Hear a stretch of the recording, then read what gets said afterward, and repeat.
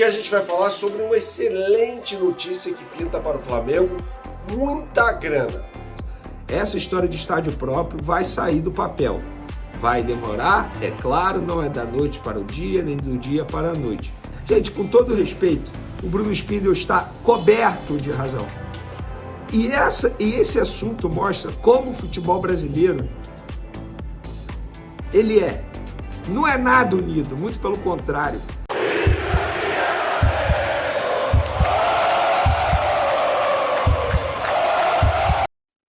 Opa, salve nação! Vamos ver aí Bernardo Ramos, que traz uma notícia muito importante, que pode trazer muito dinheiro para os cofres do Flamengo, que envolve Manchester City, Lucas Paquetá e uma proposta milionária. E a gente vai falar sobre uma excelente notícia que pinta para o Flamengo, muita grana.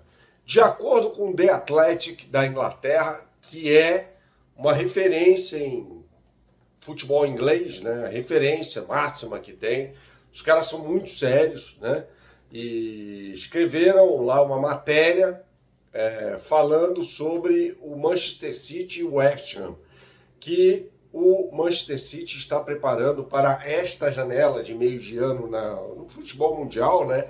Janela antes da temporada no futebol inglês, uma proposta milionária por Lucas Paquetá, jogador que pertence, como eu disse, ao West Ham. O Guardiola, que é muito jogador, pode perder o Bernardo Silva para o Barcelona, seria uma reposição importante para o jogador. E o Flamengo tem direito a receber uma bolada, é muita grana nessa negociação. Essa proposta é de 85 milhões de libras, o que dá, na conversão para a cotação atual da Libra, pouco mais de 510 milhões de reais. É uma dinheirama. O Manchester City tem muito dinheiro. E o Flamengo, como clube formador do jogador, devido ao mecanismo de solidariedade, tem direito a 4% dessa negociação, ou seja, quase 25 milhões de reais entrariam nos cofres do Flamengo, sem o Flamengo fazer nada, né? Só pelo fato de ter formado o jogador que está de saída, de acordo com o The Athletic, para o Manchester City, devido a uma proposta de 85 milhões de libras esterlinas. É muita grana, é uma excepcional notícia para o Flamengo, o que mostra, né, como é importante, primeiro, investir na base, né? A gente vem vendo alguns clubes aí do futebol brasileiro revelando jogadores, né? O Palmeiras, o Flamengo e tal, aquela coisa toda. E é muito importante, porque esses jogadores acabam saindo para o futebol europeu, e aí com o mecanismo de solidariedade, isso quando o Flamengo não fica com percentuais do jogador, como aconteceu nos casos de João Gomes e Rodrigo Muniz, que devem sair desses clubes também. O Flamengo, além de ativar o mecanismo de solidariedade, receberia ainda um percentual nas futuras negociações desses jogadores que estão arrebentando na Inglaterra, tá? Então, já falei sobre isso aqui, esse modo de negociação me interessa bastante, né? Quando o clube vende um jogador, não dá para dizer isso, por exemplo, quando o cara vai para um Real Madrid, para um Barcelona, que esses clubes dificilmente vão revender o jogador, tá? Aí, no caso, vale vender um valor mais alto sem direito à participação em futuras negociações. Mas quando o jogador vai para um clube de segundo, terceiro escalões ali do futebol europeu, aí sim, vale a pena, né? No caso do Paquetá, ele já foi para o Milan, para o Lyon, para o West Ham, aí o Flamengo teria direito apenas, entre aspas, né, ao mecanismo de solidariedade, portanto, muita grana, quase, 25 milhões de reais. E o Vene traz informações sobre o estádio do Fla e ainda comenta e repercute a entrevista de Bruno Spindel. Vamos para as informações? Vou começar falando de estádio próprio, galera, porque Lauro Jardim, colunista do jornal o Globo, ele subiu uma matéria aí muito interessante e eu confirmei. De fato procede. Ele diz o seguinte: numa reunião que acabou há pouco mesmo, com Eduardo Paes e com o deputado Pedro Paulo, o presidente do Flamengo, Rodolfo Landim, e seu vice-presidente-geral, Rodrigo Dunst, receberam oficialmente o apoio da Prefeitura do Rio de Janeiro para a construção de um estádio do clube no gasômetro, na zona portuária da cidade. As conversas com o prefeito e o deputado incluíram aprovação e eventual transferência do potencial construtivo da sede social da Gávea, fator que deve ajudar a concretização do projeto do novo estádio. O potencial construtivo se refere à quantidade de construção permitida em um terreno de sua propriedade. Esta medida é utilizada para controlar o crescimento urbano de acordo com o plano diretor de cada cidade. Beleza, uma etapa foi superada, falta outra, a financeira, que ainda está encrencada. O Flamengo negocia com a Caixa o estádio. O clube quer erguê-lo no terreno do banco. Várias reuniões têm sido realizadas, mas, por enquanto, sem qualquer chance de fechar um acordo. Motivo? Divergências ainda grandes entre as avaliações que as partes fizeram da propriedade. Bom, galera, a gente pode olhar o copo meio cheio, meio vazio, como diz a própria matéria aí. Acho que o copo meio vazio, a questão financeira ainda está pesando, embora o Flamengo tenha condições, tenha receita, tenha caixa para fazer a compra do terreno, mas, obviamente, não é porque você tem dinheiro que você vai sair gastando à toa. Não é assim que se faz. Não é assim que se faz. E o Flamengo está agindo de maneira correta, na minha opinião. Copo meio cheio. Pelo visto, e eu já venho falando isso aqui, que era o meu sentimento, essa história de estádio próprio vai sair do papel. Vai demorar, é claro, não é da noite para o dia, nem do dia para a noite. Mas, ao menos, Rodolfo Landim, atual presidente do Flamengo, e o seu vice, Rodrigo Dusch, estão se movimentando bastante para fazer com que esse projeto saia do papel. Ah, mas está fazendo por ser ano político. Não sei, nem quero saber. Eu, como torcedor do Flamengo e até mesmo como jornalista que acompanha o dia a dia do clube, torço para que o Flamengo tenha logo seu estádio próprio. Só falta isso para esse clube enorme. Esse clube é enorme e ele não pode não ter um estádio próprio. É a minha opinião. É óbvio, tem que ter um estádio próprio para chamar de seu e um estádio do seu tamanho, enorme, grande, para tentar aguentar a força da torcida rubro-negra. E eu acho que agora esse projeto vai sair do papel.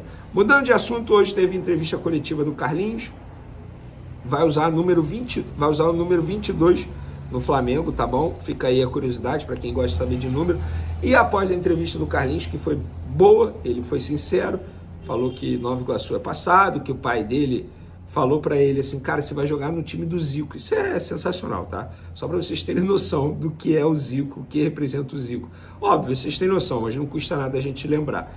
E após a coletiva do Carlinhos, como de praxe, Marcos Braz e Bruno Spindel falaram com a imprensa.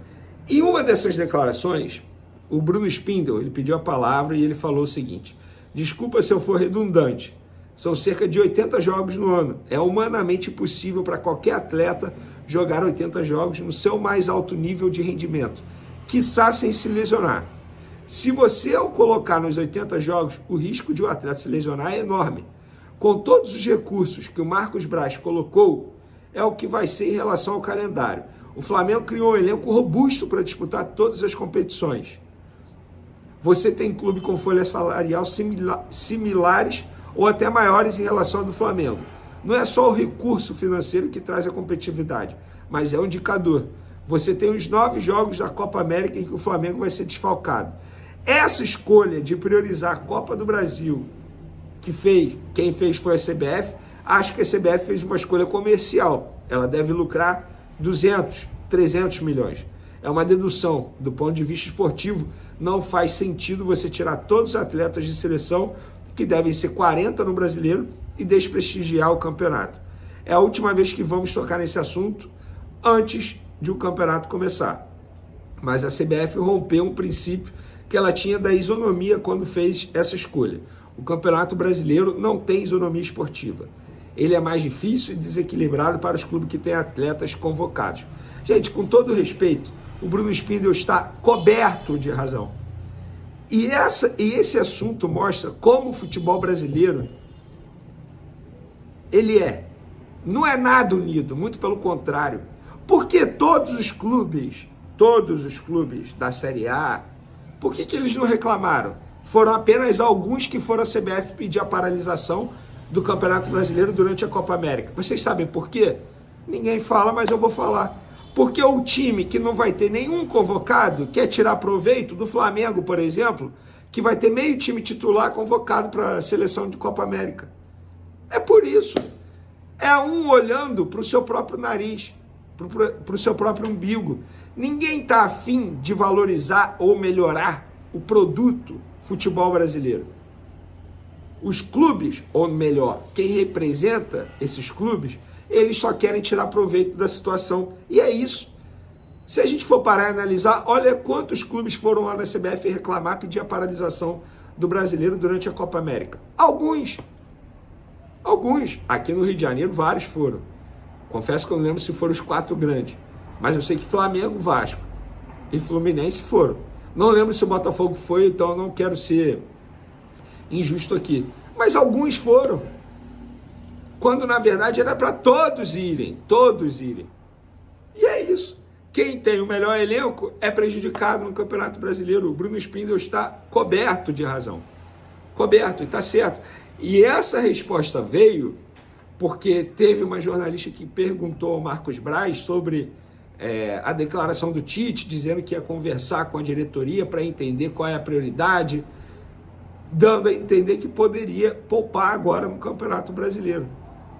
E se poupar, não vai ter nenhum problema, torcedor, não é para reclamar. A sequência de jogos do Flamengo é intensa. O Flamengo vai pegar depois do Atlético Goianiense, São Paulo, Palmeiras. Aí tem Bolívar, fora de casa na altitude. Depois tem Botafogo, clássico regional.